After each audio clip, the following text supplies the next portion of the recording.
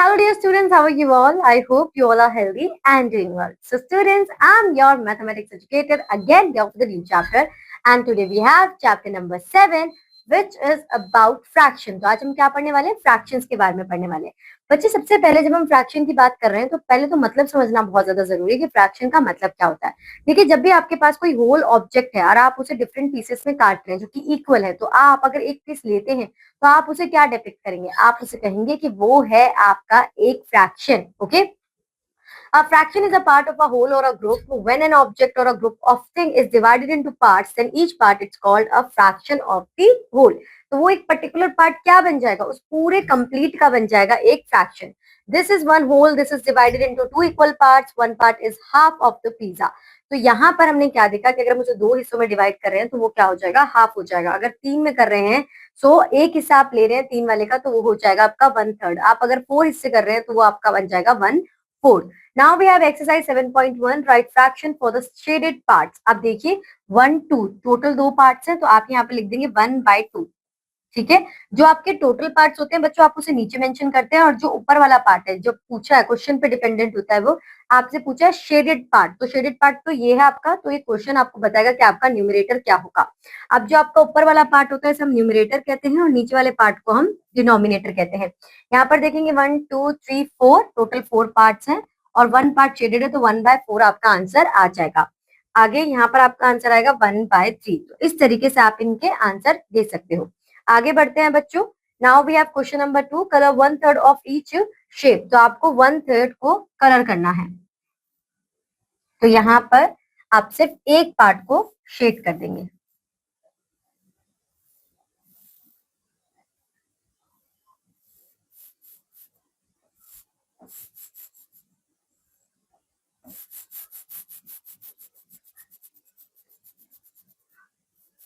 तो ये आपका आंसर हो जाएगा. इसी तरीके से आपको बाकी की दो पिक्चर्स में भी एक पार्ट को शेड कर देना.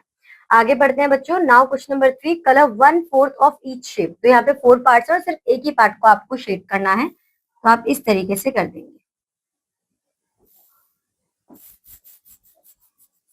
तो ये हो जाएगा आपका 1/4 शेडेड पार्ट. ठीक है. Now we have naming of a fraction. किस तरीके से हम एक फ्रैक्शन की नेमिंग करेंगे? So when a fraction is represented in numerals, the number written below the bar is called denominator. जो नंबर नीचे होंगे वो क्या होंगे? आपके denominator. It represent the total number of parts of a whole. फिर जो आपका नंबर ऊपर होगा वो आपका न्यूमरेटर होगा. It represent the number of parts selected. क्या है आपका क्वेश्चन? क्या आपने सिलेक्ट किया? Shaded part, non shaded part, वो बताएगा. अब fraction is equal to numerator divided by denominator. So you can represent your fraction like this 2/5. तो इस तरीके से आप अपने फ्रैक्शंस को रिप्रेजेंट कर सकते हैं जैसा हमने ऊपर किया. आगे बढ़ते हैं बच्चों. Now we have example number 1, write fraction for shaded portion. तो 1 2 3 तो ये आपका हो जाएगा 1/3. इस तरीके से आप बता देंगे. ठीक है.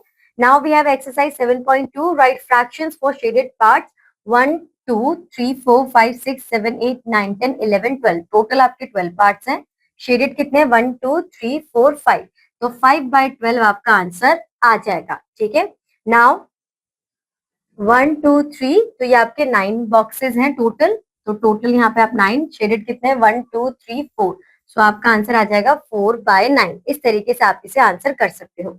आगे चलते हैं बच्चों. Question number 2, right fraction for unshielded part in each shape. Unshielded part जो अनशेडेड नहीं तो 1 2 तो 1/2. एक आपका शेडेड नहीं है. यहाँ पर अनशेडेड आपके 3 नहीं है. टोटल आपके 5 है. तो 3/5. आपका न्यूमरेटर हमेशा क्वेश्चन डिपेंडेंट होता है बच्चों, इसका ध्यान रखिएगा. यहाँ पर आपके पास कितने क्वेश्चन है? 1 2 3 4 5 और शेडेड है सिर्फ अनशेडेड है 2. तो 2/5 आपका फ्रैक्शन हो जाएगा. Right the fraction if numerator 1 and denominator 7. सो आप लिख देंगे 1/7. ठीक है. न्यूमरेटर 7, डिनोमिनेटर 9 तो 7/9. ठीक है. फिर न्यूमरेटर 5, डिनोमिनेटर 9 तो 5/9. डिनोमिनेटर नीचे, न्यूमरेटर ऊपर. इस तरीके से आप इन्हें कंप्लीट कर सकते हैं. आगे बढ़ते हैं. Question number 4, right the given fractions in words. तो ये हो जाएगा आपका 2/3 पार्ट.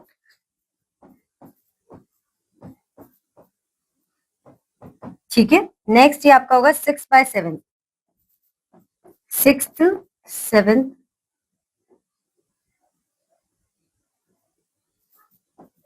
6/7 है, 6/7 5, 6/7। तो इस तरीके से आप इन्हें मेंशन कर देंगे।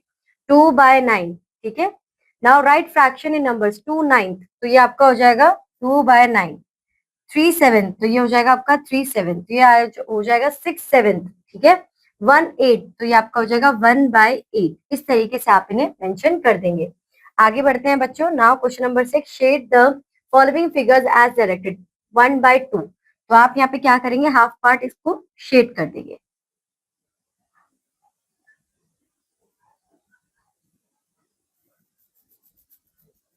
ठीक है।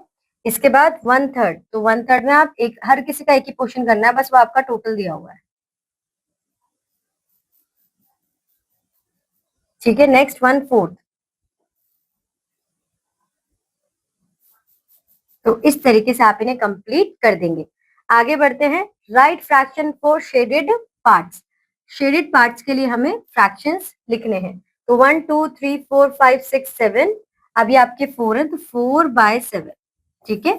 नेक्स्ट यहाँ पर 1 2 3 9 9 2/9, तो इस तरीके से आप इन्हें सॉल्व कर लेंगे। Now parts of a collection, कि आप देखेंगे कि पार्ट्स आपके किस तरीके से। For example, there are 8 balls, half of them are red and half are green, write fraction for each। 8 balls है, half green है, half red है। आप कैसे बताएंगे हाफ में कितना है, तो आप फाइंड करेंगे 8 डिवाइडेड बाय 2 कर देंगे। हाफ ऑफ 8, तो 8 को 2 से डिवाइड करा तो 4 आपकी ग्रीन है और 4 आपकी रेड है, ठीक है। इस तरीके से हम इन्हें करेंगे। आगे बढ़ते हैं बच्चों। Now we have exercise 7.3, filling the blanks. ए, तो यहाँ पर हाफ ऑफ 12, 12 का हाफ कितना होगा 6, 2 के टेबल में 12 कब आता है 6 पर, ठीक है। डिवाइड कर देंगे। 18 के टेबल में 3 के टेबल में 18 कब आता है 6 पर, तो हाफ क्या है 1/3 क्या है 18 का 6। यहाँ पर 4 के टेबल में 16 कब आता है 4 पर, तो 16 का 1/4 क्या है 4। तो इस तरीके से आप इन्हें कैलकुलेट कर लेंगे। Now question number 3, Preet has 6 pairs of shoes, 4 pairs in black and 2 pairs in brown, what fraction shoes are brown. 6 pairs हैं, 4 पेयर्स जो हैं उनके, ठीक है। तो आप क्या कर लेंगे 4/6, ये क्या है ये है ब्लैक, एंड 2/6 क्या है ये है ब्राउन। इस तरीके से आप बता देंगे, ठीक है। आगे बढ़ते हैं। Question number 4, Reena had 20 chocolates with her, out of which she distributed 13 chocolates in children, what fraction of total she has now। now बोला है कि अब कितनी बचेंगे, तो 20 में से 13 माइनस करेंगे 7, तो आपका आंसर आएगा 7/20। इस तरीके से आप इन्हें सॉल्व कर लेंगे। नाउ बच्चों question number 5, Himanshu divide a group of 27 chocolates into 9 equal groups, how many chocolates are in each group। तो आप यहाँ पे देखिए कि 27 चॉकलेट्स को 9 इक्वल ग्रुप्स में करा है, तो अगर आप डिवाइड करेंगे तो हर एक ग्रुप के पास आएंगी 3 चॉकलेट्स, ठीक है बच्चों। और इसी के साथ बच्चों आपका चैप्टर यहाँ पर खत्म होता है। आई होप सो ये चैप्टर आपको अच्छा लगा होगा, इसे पढ़कर आपको मजा आया होगा। इसके बाद आपके पास आते हैं मल्टीपल इंटेलिजेंस क्वेश्चन, जो कि अभी तक आपने पढ़ा है उससे रिलेटेड क्वेश्चन है जो आपको सॉल्व करने हैं। तो चलिए बच्चों आज के लिए बस इतना ही, अब मैं आपसे मिलूंगी नेक्स्ट क्लास में। Till then bye bye, have a good day.